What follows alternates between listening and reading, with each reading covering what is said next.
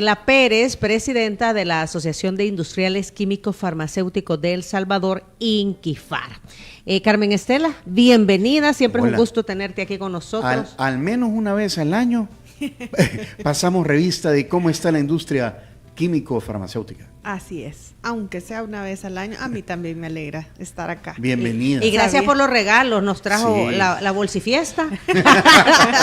No, nos trajo una bolsa con productos que producen precisamente, ¿verdad? La industria química farmacéutica Sí, en todo. el país de la cual nos debemos sentir orgullosos. Así es.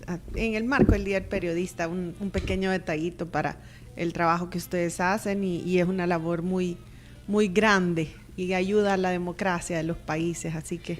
Bueno, ahí vamos. Muchísimas gracias, Carmen Estela. Ayer estábamos comentando de que la situación económica está difícil. El presidente de la Cámara de Comercio, Cámara-Sal, Jorge Asbun, dijo: no vamos por buen camino en El Salvador. Dijo que la industria perdió casi 10,000 empleos y que el único indicador que ha subido es el de las remesas. Nos encontramos en un momento en el que las exportaciones van para abajo, las importaciones van para abajo. Hay menos generación de empleo que el año pasado. Solo el sector industrial ha perdido casi 10,000 empleos. Esto lo dijo recientemente. Ayer. Ayer. Fueron declaraciones del día de ayer. ¿Cómo está la industria químico-farmacéutica? Bueno, les comento. Este informe que les traigo hoy y que me ayudan a presentárselo a la población, empieza hablando por la economía mundial.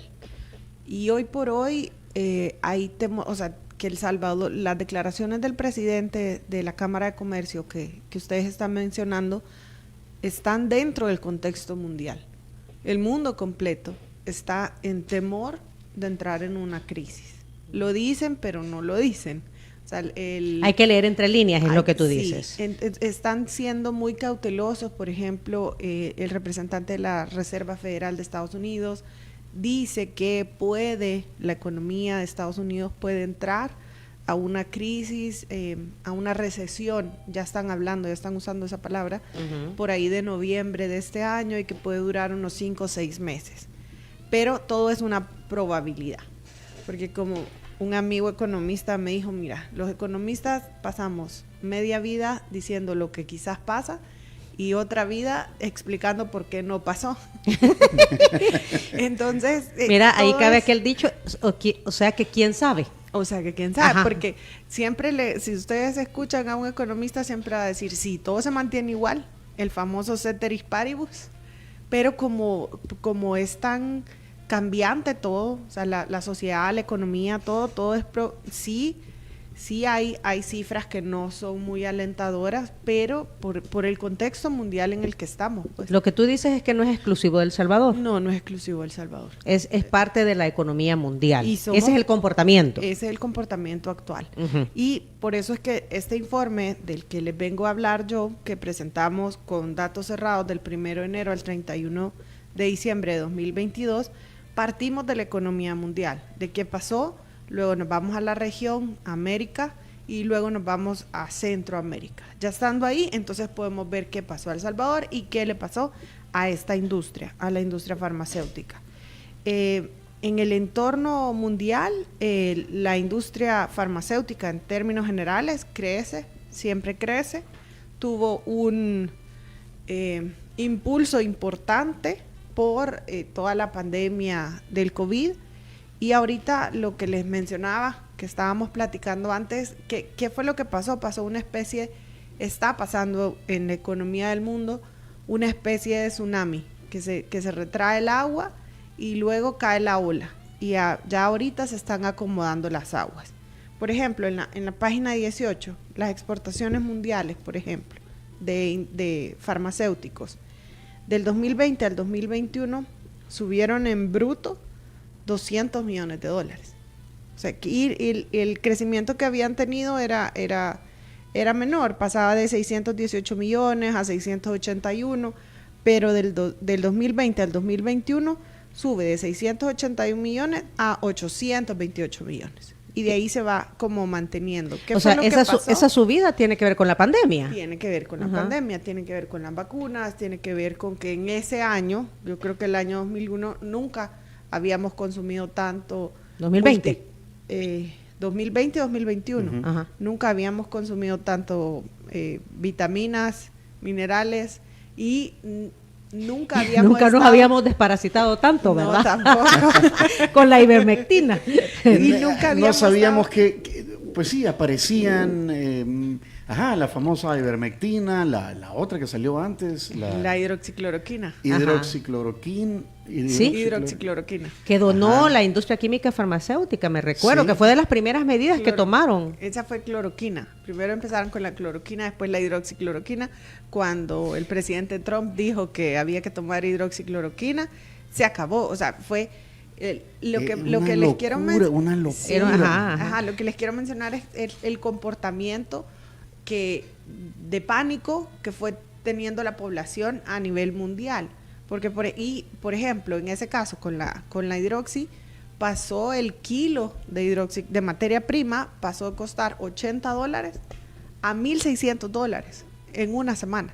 Sí, porque todo el mundo quería hacer hidroxicloroquina. Ajá. Entonces, eso es lo que ha ido pasando, pues, o sea, y no solo pasó con los medicamentos. Yo no sé si ustedes se acuerdan en el supermercado con El el tema, papel higiénico. con el papel higiénico, Ajá. o sea, esto es todo un tema psicológico que hay detrás. Ahora, en Pero- este tema, entonces, Carmen Estela, habría que entender que 2020, 2021, dentro de la industria química farmacéutica, no solo creció en producción, sino que también los productos se volvieron más costosos Sí, por la demanda que había. pero no solo por eso. Si Ajá. ustedes se recuerdan, se cierran las fronteras y luego viene la crisis de los contenedores. La logística de La- traslado. Después empieza a encarecerse el flete. Después empiezan a encarecerse las materias primas.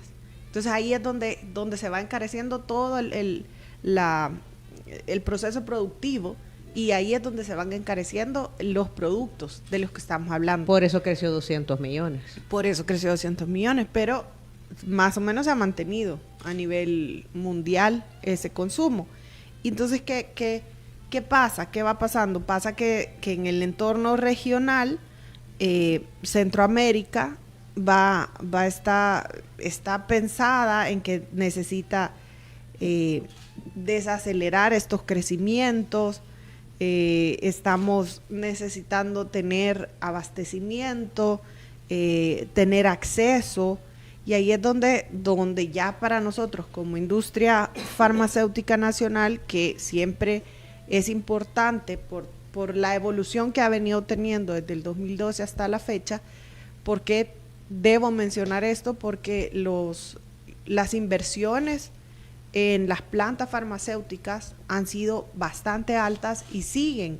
O sea, estas inversiones fue como un golpe de timón para poder incrementar el cumplimiento de buenas prácticas de manufactura y alcanzar estándares internacionales, pero esto no se termina, no es que ya llegué al cumplimiento y ya me quedé ahí, no, sino que es una constante y hay que seguir invirtiendo en estas plantas. Entonces, ¿qué pasa? Pasa que el mercado de El Salvador se queda pequeño para estos niveles de inversión y por eso es que nosotros ya estamos viendo Centroamérica como ya nuestro mercado natural, porque para poder seguir ese círculo virtuoso de la inversión, generación de empleo,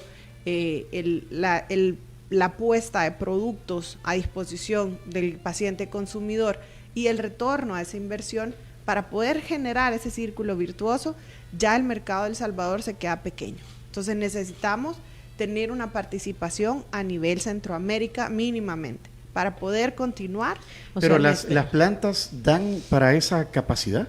Sí, La capacidad, valga la redundancia, la capacidad instalada en nuestra industria químico-farmacéutica. ha crecido, por lo que les venía mencionando, o sea, del 2012 las inversiones que se han hecho son a largo plazo. Entonces, estas inversiones permiten incrementar producción, mejorar estándares de calidad, poder tener mayor control en los procesos, porque para nosotros se escucha el ISO como cumple ISO, entonces es una empresa que está bastante bien en calidad. Certificación ISO, Sí, ¿verdad? casi todas las plantas tienen certificación ISO, pero la calidad de un medicamento está definida por el cumplimiento de buenas prácticas de manufactura. Y estos son controles antes, durante y postproducción. Entonces, para poder cumplir estas buenas prácticas de manufactura, han habido inversiones tanto en infraestructura, en equipo y principalmente en el personal, capacitaciones en el personal que está adentro de las plantas en la fabricación de los medicamentos. Como programa de radio estamos muy bendecidos que tenemos muchos patrocinadores, marcas que confían en nosotros, que son laboratorios, ¿verdad? Que son farmacias también. Acabamos de estar en la planta de laboratorios Rodim y nos contaban que para montar lo que han montado, puchica, se han tardado un par de años y sigue. Y sí, eso no es, sí. que es una constante, porque no es que usted ya llegó, es una cultura de buenas prácticas. Las buenas prácticas de manufactura lo que tienen que hacer es generar una cultura de cómo hacer las cosas, hacerlas bien y hacerlas bien a la primera. Ahí no hay margen de error. Ahí no es que voy a tratar, no. Sí, porque el medicamento o te ayuda o no te ayuda, sí, ¿verdad? No es que si me tomo la segunda tal vez funciona, no. Desde la primera me tiene que funcionar. Y la calidad no es cuestionable. Ajá. O sea, porque se tiene o no se tiene. Un medicamento tiene que ser efectivo, tiene que tener calidad y seguridad. Entonces, si no es efectivo, no te sirvió. Si no es seguro, no te sirvió. Y si no tiene esas dos, no tiene la calidad que necesitas. Entonces, no hay margen de error. Tiene que tener las calidades que se necesitan para poderlo poner a disposición del paciente consumidor. Ok, entonces durante los últimos 10, 15 años, la industria química farmacéutica ha venido con una serie de inversiones en todos estos rubros que tú mencionas, y eso ha permitido entonces que se aumente la producción y ver el mercado no solamente a nivel de El Salvador, sino que a nivel de Centroamérica. O sea, ahí es donde se va cumpliendo ese círculo virtuoso, inversión contra venta de producto, Carmen Estela. Y ahí es, por ejemplo, donde nos fijamos en la página 28, cuando Centroamérica va y compra medicamentos, ¿a quiénes les compra? Les compra en 13º lugar, le compra a El Salvador. Y El Salvador le vende a Centroamérica $150 millones. Eso es nuestra participación en este mercado centroamericano. ¿Y por qué nos fijamos en esto? Por lo mismo, porque ya no podemos ver solo El Salvador como nuestro mercado nativo, por decirlo de alguna manera. La apuesta debe ser a toda la región. Así es. Y es más, o sea, las normas que nosotros cumplimos vienen a través de reglamentos técnicos centroamericanos que nos permiten cumplir en toda la región, y esa es la apuesta, a través de acuerdos como los de unión aduanera, los reconocimientos mutuos, y poder esbozar una especie de mercado común centroamericano, que es lo que nosotros estamos buscando. Guatemala está súper bien. Sí, pero lo que pasa es que Guatemala tiene el doble de plantas que nosotros. Ajá. Para lo que si vamos a sacar músculo, con la mitad hacemos más nosotros. O sea, la relación cantidad de laboratorios, producción de medicamentos y todo lo demás. Sí. ¿En qué momento, tú vas paso a paso, ¿a qué pasamos ahora, Carmen Estela, con este informe sectorial? Pues con este informe sectorial nos vamos dando cuenta de las variaciones del PIB, los países que van creciendo y demás, y ahorita ya vamos aterrizando un poco a El Salvador, quiénes son los que han cambiado, y acá vemos las exportaciones de productos farmacéuticos en la página 39. Don Tony, que tiene el informe, página 39, por favor, ponga atención a la maestra. No pone atención, se distrae. No, perdón, estoy viendo lo del aire, compañera. Va. Sople. Eso. El aire que respiramos. Acá, si ustedes se pueden dar cuenta, pareciera, en apariencia, que el 2021 subimos en exportaciones y luego de 2022 como que se nos cayó. Pero el 2021 está afectado por los temas que les mencionaba.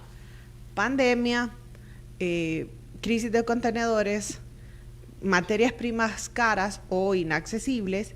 Entonces, ¿qué pasa? Si quitamos el 2021 y vemos 2020 versus 2022, sí hay un crecimiento. O sea, el crecimiento sigue y está. Pero es lo que les mencionaba, que la economía toda hizo esa especie de tsunami, se levanta la ola y cae. Y ahorita estamos en ese reacomodo. Sí, tú lo que dices, a ver, Carmen Estela, seguimos creciendo en el área de industria químico-farmacéutica, pero 2020, 2021 han sido años atípicos por la pandemia COVID-19, ¿verdad? Y entonces, esos efectos, ¿verdad? Esos efectos se han traducido en aparente disminución, pero en realidad no es una disminución de la industria, sino que una serie de acontecimientos alrededor que hicieron que hubiese menos crecimiento. Lo que crece es el número, es la cifra, pero si nos vamos a la siguiente página, si nos damos cuenta las cantidades, si lo vemos medido en kilogramos, es casi igual los kilogramos que se exportaron. 21 y 22. Están, pero tienen una leve tendencia hacia el alza. O sea, ¿qué quiere decir esto? Estamos creciendo, sí, lento, pero seguro. Estamos en ese camino. ¿Cuáles son los factores? ¿Cómo dice el dicho? Despacito y con buena letra. Con buena letra. ¿Cuáles son los factores de los que depende ese reacomodo? Porque venimos del sartén a la olla, ¿verdad? De la pandemia a la cadena de suministros, la guerra Rusia-Ucrania, el ajuste de las tasas de interés, inflación en los Estados Unidos. Y ahora cambio climático también. Sí, cambio climático. Bueno, no sé, hasta inteligencia artificial ahorita es puchica. Estamos en la hipercomunicación también, y eso también estresa, pero si damos un paso atrás, el mundo, ¿qué está pasando? El mundo se está reacomodando por bloques, y eso nos está pasando a nosotros. Europa está reacomodándose ahí, con su gente. Asia se está reacomodando también ahí, y están generando alianzas. Y Estados Unidos está reacomodándose y está viéndonos a nosotros. ¿Dónde vemos eso? Europa le está diciendo a China, yo ya no quiero ser tan dependiente tuyo. El nearshoring. ¿Qué es más caro? El medicamento que no está disponible. Es lo que le está pasando a todas esas materias primas. ¿Cuál es la más cara? Por muy barata que sea la materia prima en China, por muy barato que sea el producto hecho en India, pero no está acá. Está al otro lado del está mundo. Lejos. Ese es el más caro, el que no está disponible. Entonces, ¿qué está pasándole a Estados Unidos? Que había priorizado la producción barata y había movido todo para China o para India. Hoy está regresando y se está volviendo a fijar en México, en Centroamérica, en Suramérica. ¿Por qué? Porque ya no es solo por avión, no es solo por barco, sino que también tiene por tierra. Ese es Y entonces el gran dilema es, vaya, por ejemplo, ahorita Tesla va a abrir una fábrica en el norte de México. ¿Cómo cachamos algo de eso? ¿Verdad? Yo creo que esa es la gran pregunta. ¿Y cómo la industria químico-farmacéutica cacha algo de todo esto? La inversión extranjera es un ticket de lotería que te lo puedes sacar o no te lo puedes sacar. La inversión nacional ya está y va a seguir estando. A esa es a la que hay que apostarle. Esa es la que está generando empleos. En los últimos 5 años, la industria farmacéutica nacional generó más de 500 empleos directos, con un salario promedio de más de $800. Esa es la que tenemos que promover. ¿Y qué hay que hacer para promover ese empleo y esa generación de riqueza a nivel nacional? Tenemos que tener un diálogo franco y honesto entre gobierno, industria y la academia. ¿Por qué? Porque necesitamos, sin academia, sin profesionales no hay industria. Y necesitamos todo tipo de profesionales dentro de las plantas, principalmente el profesional químico farmacéutico. Ese es el corazón de la industria farmacéutica. O sea, nosotros podemos aprovechar entonces, aprovechar el nearshoring en la medida que fortalezcamos la industria química farmacéutica local. Es lo que por ahí va el asunto. Yo lo que veo para nosotros, Para nosotros, industria farmacéutica nacional, Ujú. que en medio de todas estas pláticas, de todos estos temas generales que no nos podemos obviar y no nos podemos quitar de estos temas generales y no podemos decir, no, a mí no me afecta la guerra en Ucrania y todo lo que está pasando en el mundo, ni las tasas, no, eso no es cierto, sino que, ¿qué pasa con nosotros? Pasa que cuando se cerró todo, nos dimos cuenta que quién podía proveer medicamentos, la industria farmacéutica que estaba acá. Desde antes de la pandemia, desde Inquifar, nosotros empezábamos a hablar, a esbozar una idea así como soberanía farmacéutica, hablábamos nosotros, con una especie de soberanía alimentaria, el poder nosotros proveer el medicamento que necesitábamos, principalmente para nuestros cuadros básicos y cubrir nuestro perfil epidemiológico. Pero la pandemia lo evidenció de una mejor manera y la OMS está hablando de autonomía sanitaria. ¿Y qué es la autonomía sanitaria? Que un país pueda o una región, están hablando también de países o regiones, poder autoabastecerse del medicamento que necesitan y de los insumos médicos que se necesitan para tratar las enfermedades. ¿Por qué los insumos o los dispositivos? Porque las mascarillas, si se recuerdan, eran una necesidad. ¿Y qué ha pasado con la industria? Pasa que nos reconvertimos. Y ahora, después de la pandemia, ¿qué nos heredó? Una fábrica de mascarillas en la región y acá en El Salvador. ¿Para qué? Para proveernos a nosotros. Y esto, si bien es cierto, la industria farmacéutica en términos puros y duros proveyó, estuvo aquí y aquí se quedó, también generó una calma y una tranquilidad para todas esas compras. ¿Cómo es que se llamaban? Ya no me recuerdo, eran compras de pánico, creo yo, así les mencionaban, que eran que decían, allá hay alcohol, y salían corriendo todos para el alcohol. Por allá hay vitamina C. Ajá. Pero eso mismo, la vitamina C, que Dios bendiga los ejemplos. Vitamina C, vitamina D y zinc. Hubo un momento que todo lo que consumíamos acá estaba hecho en El Salvador. Si no hubiésemos tenido una industria farmacéutica como la que tenemos, fuerte y robusta, no hubiésemos podido accesar al medicamento que necesitábamos en el momento que necesitábamos. Así como, entre comillas, cosas sencillas como vitamina C, vitamina D y zinc, también tuvimos acceso a medicamentos complejos que se utilizaban en los pacientes de la UCI. Y se quedó acá un medicamento que estaba destinado a venderse al Ministerio de Salud de Guatemala, pero el productor nacional prefirió pagar multas, prefirió incumplirle a Guatemala, pero dejarlo en El Salvador, porque sabía que los pacientes de UCI en El Salvador lo iban a necesitar. Y eso solo se puede hacer si hay una industria farmacéutica nacional para poder proveer lo que nosotros estamos necesitando. A nivel nacional, Carmen Estela, en estos momentos la industria química farmacéutica, ¿qué porcentaje de medicamentos e insumos médicos provee? Del 100% que se necesita en el país para satisfacer la demanda local, la industria química farmacéutica salvadoreña, ¿qué porcentaje tiene de ese mercado? Más o menos un 30% en el mercado privado y en el mercado público entre un 20 y un 30%. O sea que un 70% importamos. Es fuerte. Así es. Hay que cambiar ese porcentaje. Así es. Lo que pasa es que, acláreme nuevamente, antibióticos todavía no fabricamos aquí, por ejemplo. No, ¿cómo no? ¿Sí? Sí se fabrican. Ah. Sí. Lo que pasa es Y que áreas el mercado de insumos y medicamentos es grande. Es todo bien amplio, Ajá, pues. es bien amplio, claro. Es bien amplio. Ajá. Entonces nosotros proveemos el 30%. No podemos decir de autonomía en salud todavía, no, porque apenas tenemos un 30% del mercado. No podemos hablar de autonomía sanitaria, pero esa es la meta. O sea, pegarle a la luna, esa es la luna a la que queremos darle.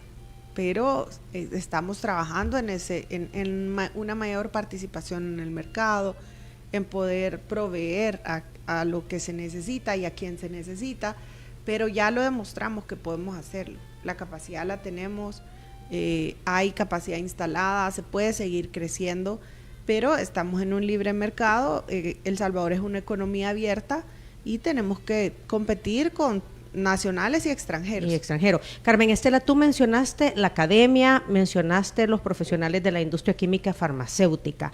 Yo me recuerdo que desde la ASI, a la cual pertenece Inquifar, ¿verdad?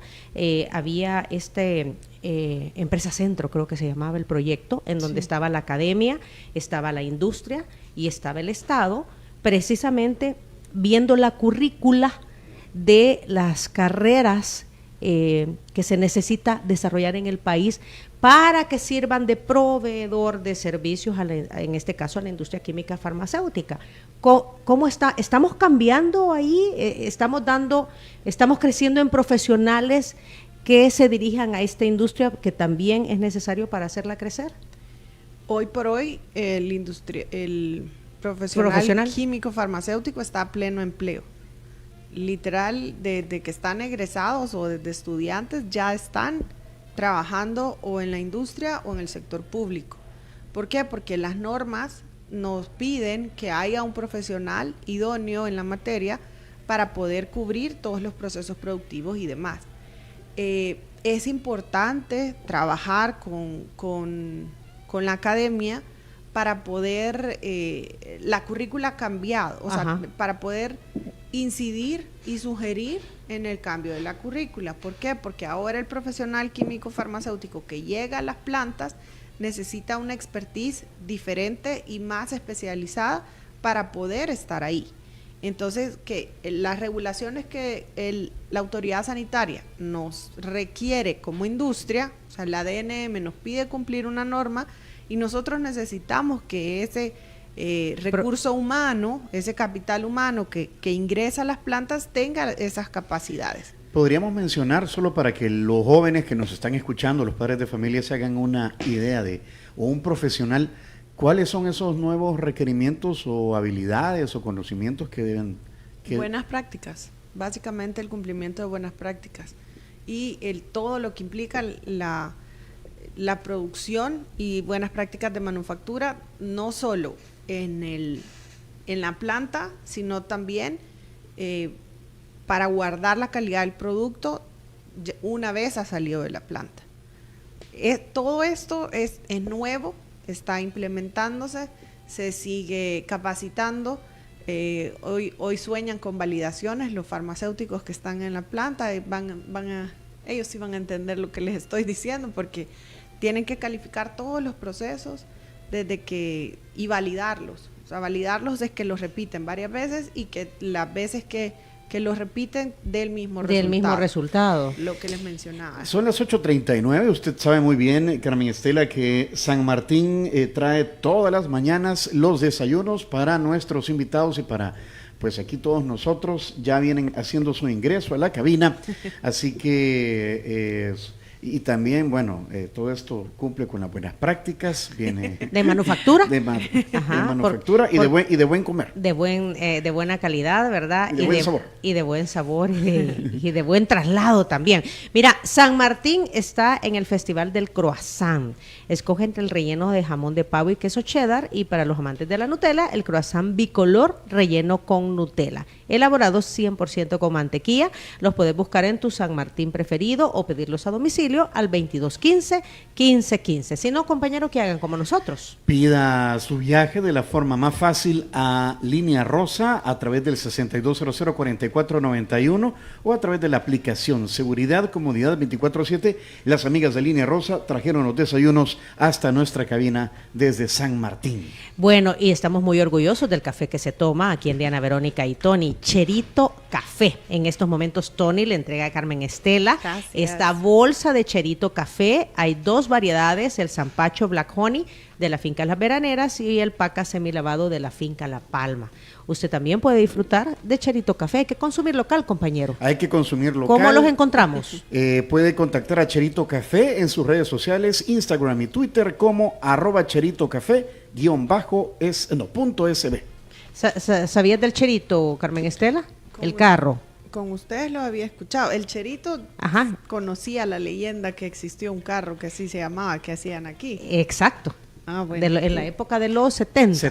74, ajá. No que me puedo ir en la historia, pero sí. Ese carrito que tú ves es el cherito, el que se hizo en El Salvador. No pero sabía. ese cherito existe. Ajá. El único que queda existe y es el en donde anda Cherito Café para todos lados. Estuvo en la Vía Centroamericana hoy para los Juegos Deportivos, porque no solamente es el café tradicional, son variedad de bebidas elaboradas con café y otros. Hay té de café también, de la cáscara de café, exacto. Ajá. También Cherito Café ha elaborado otro producto a través del cual haces infusiones. Le sacan ahí todo al grano de café. Recomendado. Ya volvemos.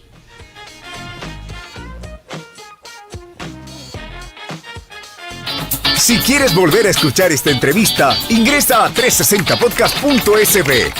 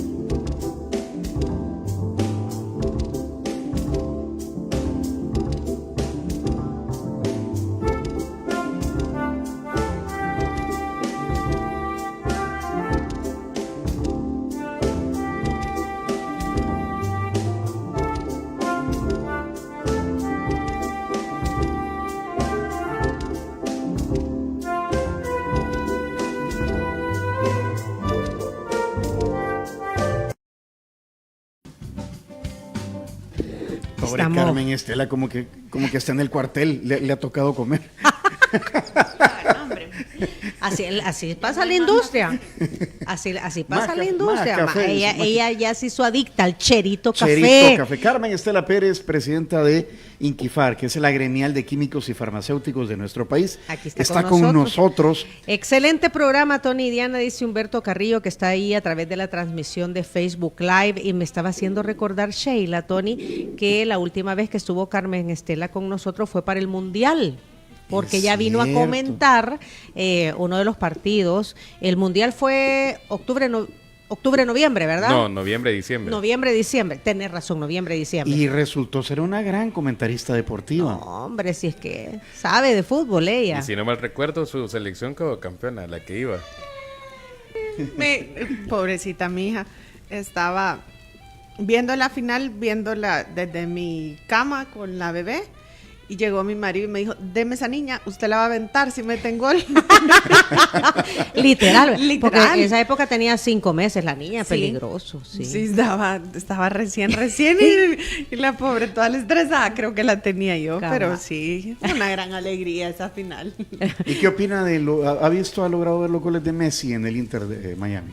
Opino que cuando se disfruta y sin estrés, es una maravilla. Es otra cosa, ¿verdad? Se le ve feliz. Sí, se le ve feliz, se le ve libre, se le ve, o sea, haz tu magia.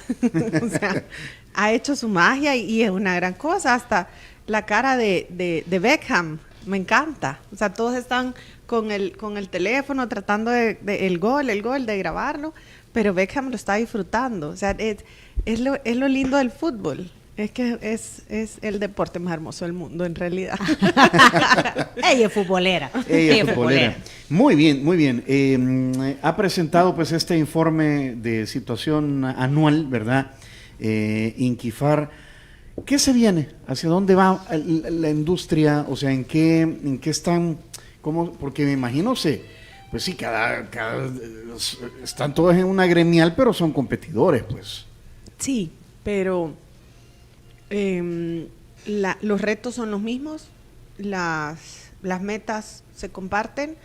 Ya en el mercado, pues sí, hay codazos y de todo, ¿verdad? Ajá. Pero fuera de eso, hay una conciencia de país, hay un sentido de seguir estando, de quedarnos, de seguir generando empleo. El tema de la autonomía sanitaria es un tema. El tema de poder generar empleo a esta mano de obra calificada, que es la que necesitamos, que básicamente son profesionales los que se necesitan. Vaya en la niños y industria. niñas en ciencia, los ¿verdad? marcos legales, institucionales, digamos, el árbitro que rige la DNM por parte del Estado. ¿Hay condiciones por parte del Estado para seguir en esto que dice usted va lento pero seguro? Sí, hay condiciones. Hay condiciones que básicamente la condición única es el diálogo. Y estamos en un diálogo franco y honesto con nuestro regulador y con las oficinas de gobierno que inciden en nuestro sector, y hay apertura, y eso es valioso, porque no podemos, la industria farmacéutica, al ser la industria más regulada en el mundo, necesitamos tener una plática siempre, necesitamos tener canales abiertos para poder mantener un diálogo con nuestro regulador. Eso es básico para nosotros, porque en la industria farmacéutica no le va a determinar un acceso a mercado, por ejemplo, el llegar a otro país, no va a estar determinado por un arancel que pasa en otros sectores, sino que va a estar determinado por el cumplimiento de la norma de buena práctica de manufactura, punto.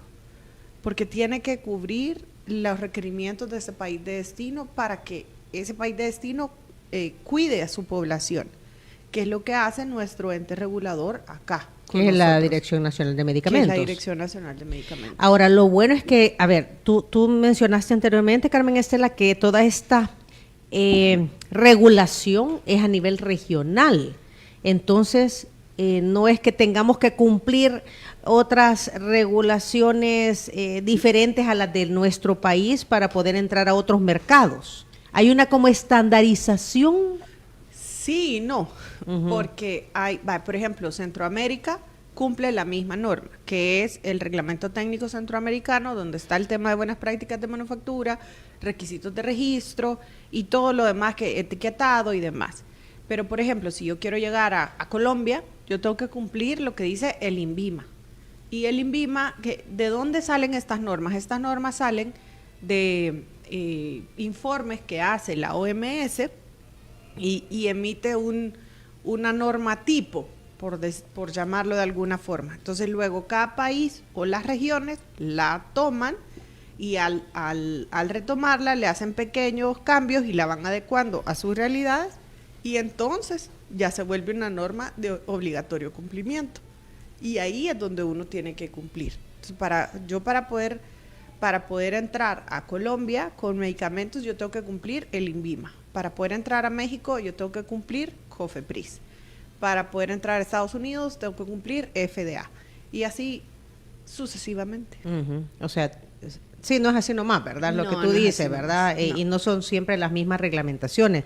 Creo el mercado del Caribe también estamos ingresando, Sí, Carmen Estela. tenemos una presencia importante en Dominicana y desde Dominicana ir a las islas del Caribe inglés, que son más pequeñas, pues, pero ya si se suman todas, ya se vuelve un mercado interesante. Y para poder entrar a ella se cumple una norma en uno de esos países y ya se reconoce. Sirve para todos los demás. ¿Qué pasa con México y Estados Unidos y el tema del nearshoring? Con México y Estados Unidos, nosotros seguimos teniendo presencia en Estados Unidos principalmente con el mercado nostálgico. Hay exportación de medicamentos, hay interés en los medicamentos salvadoreños y en México siempre es un mercado grandísimo que da para mucho y sí estamos intentando llegar también de una mejor manera, con mayor presencia, pero sí, ya estamos ahí y seguimos intentando. El salvadoreño siempre, cuando viene el que vive en el exterior o el que va a visitar, ¿verdad? Siempre le piden, tráeme Alka-Seltzer, o sea, hay un montón de productos que siempre los están pidiendo. Sí. Porque en otros países no son de venta eso le libre. iba a preguntar, o sea, sin mencionar marcas, ¿qué es lo que más exporta? Lo que está demandando el salvadoreño que quiere su producto nostálgico. No sé si producto nostálgico. A ver, porque es que este es el que me curaba, ya me va a curar aquí. Yo me hace no sé cuántos años estaba en Washington para la negociación del CAFTA, me acuerdo. Y fui a una tienda de productos nostálgicos y me dijeron, vaya, mire, este es el hecho en El Salvador, este es mejor, este lo hacen aquí, pero es copia, me dijeron. Entonces compre de dónde tenían, cómo hacían para tenerlo, pero me lo ofrecieron y con ese marketing. Compré el hecho en El Salvador, que ese es el original, me dijeron. Eso. Así que sentí un poquito de orgullo de decirlo. Es difícil saber por categorías qué es lo que más compran, porque como todo sale en la partida 3004, que la descripción es bien amplia, que son medicamentos mezclados o sin mezclar a dosis fija, pues no dice nada, solo es acción terapéutica, no está clasificado ni segregado por acción terapéutica o por principio activo, sino que es bien general, bien difícil poderlo decir. Profesora, Mándeme. lo que pasa es que en el bloque anterior le decía por qué tenía el concepto de que aquí no hacíamos antibióticos, o tal vez era que no hacemos ¿Cómo no? Hay inyectables. Vacunas. Lo que no hay son vacunas, que es un biológico. Ajá, a ver. Ese es el que no hacemos, son productos biológicos.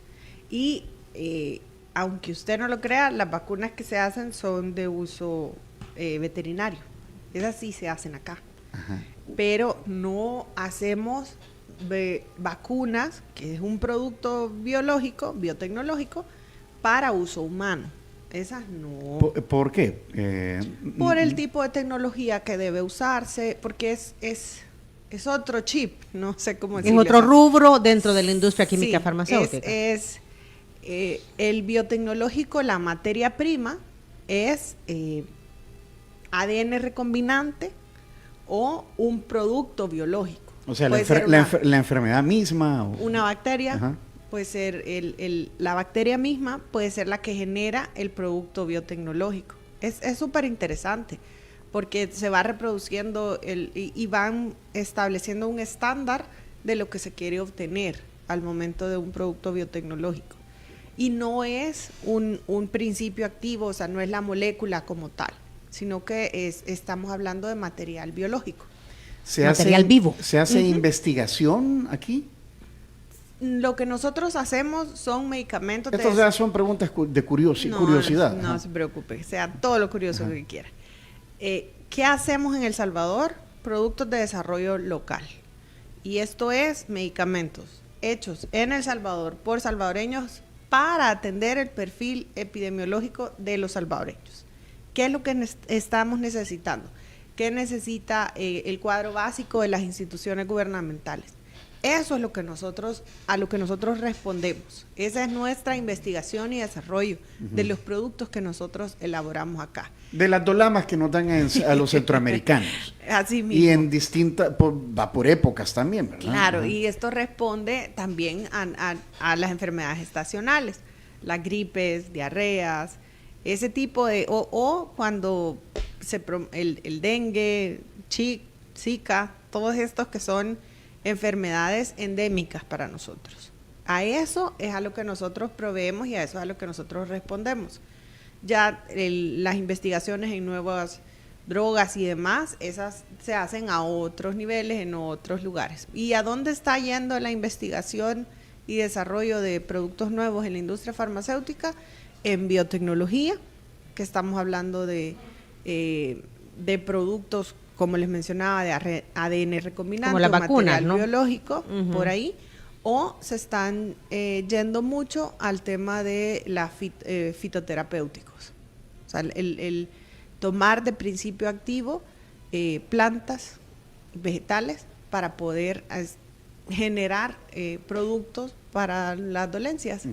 Lo que vemos en las películas de que la flor del Amazonas, que es escondida. Y Bueno, que- de hecho hay medicina natural, por ahí está relacionada a la medicina natural, que también la tenemos en el país.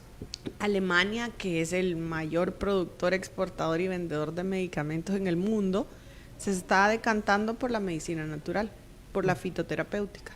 Que está hecha en base a Plantas. ¿verdad? De la naturaleza. Lo otro ya son, ¿qué? Son sustancias creadas por el hombre. Sí, ya son productos químicos, ya Químicos. son estructuras químicas, ya son moléculas, ya es un poquito más elaborado.